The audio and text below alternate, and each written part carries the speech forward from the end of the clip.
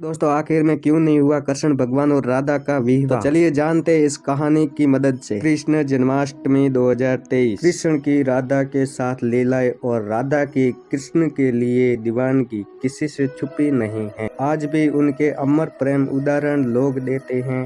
भले ही ये एक दूसरे के कभी हो न सके, लेकिन फिर भी इनका नाम साथ में लिया जाता है। आखिर ऐसी क्या वजह थी जिससे चलते राधा कृष्ण की प्रेम कहानी अधूरी रह गई?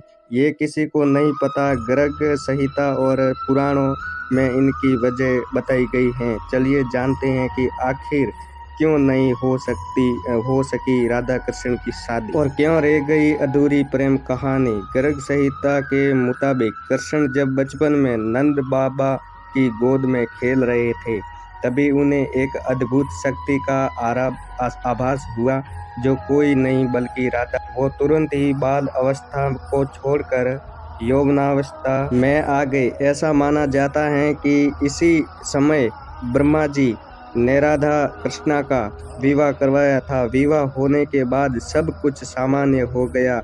विवाह के बाद ही ब्रह्मा जी और राधा की भी अंतर्ध्यान हो गए और कृष्णा भी अपनी बाल अवस्था में वापस आ गए। पुराणों के अनुसार जब कृष्ण जी वृंदावन छोड़कर जा रहे थे, तब उन्होंने राधा से वादा किया था कि वे लौट कर आएंगे, लेकिन उनकी मुलाकात रुक्मण से हुई, जो मन ही मन उन्हें अपना पति मान चुकी थी।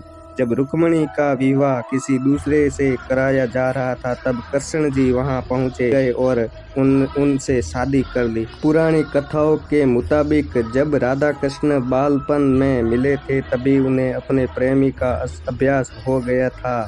राधा कृष्ण से उम्र में 11 महीने बड़ी थी और दोनों का प्रेम आध्यात्मिक था, इसलिए वह कभी शादी के बंधन में नहीं बंधे। पौराणिक कथाओं के अनुसार राधा को रुक्मणी का आध्यात्मिक अवतार भी माना जाता है। अब इन कथाओं की माने तो राधा कृष्ण का विवाह सीधे तौर पर नहीं हुआ, लेकिन दोनों जीवन भर एक दूसरे से प्रेम करते रहे। ब्रह्मवेत्तन पुराण के अनुसार ही राधा का विवाह यशोदा के भाई रायन गोपा से हो गई थी और राधा रिश्ते में कृष्ण की मामी लगने लगी, इसलिए भी उन्होंने शादी नहीं की थी। ऐसा कहा जाता है कि राधा ने अपना घर छोड़ दिया था और एक परछाई अपने घर पर छोड़ दी थी, उसी से गोपा की शादी की गई थी। कृष्ण जी ने रुक्मण से विवाह इसलिए भी किया क्योंकि वे जानते थे कि रुक्मण जी राधा ही हैं। दरअसल दोस्तों राधा का ही एक स्वरूप रुक्मण का था। मित्रों, अगर आपको थोड़ी सी भी ये कहानी अच्छी लगी हो तो चैनल को सब्सक्राइब कर दे और वीडियो को लाइक कर दे। इससे भी अच्छी अच्छी कहानी इस चैनल पर हर रोज लेकर आता रहूंगा। ठीक है दोस्तों, सपोर्ट करें। Thank you so much.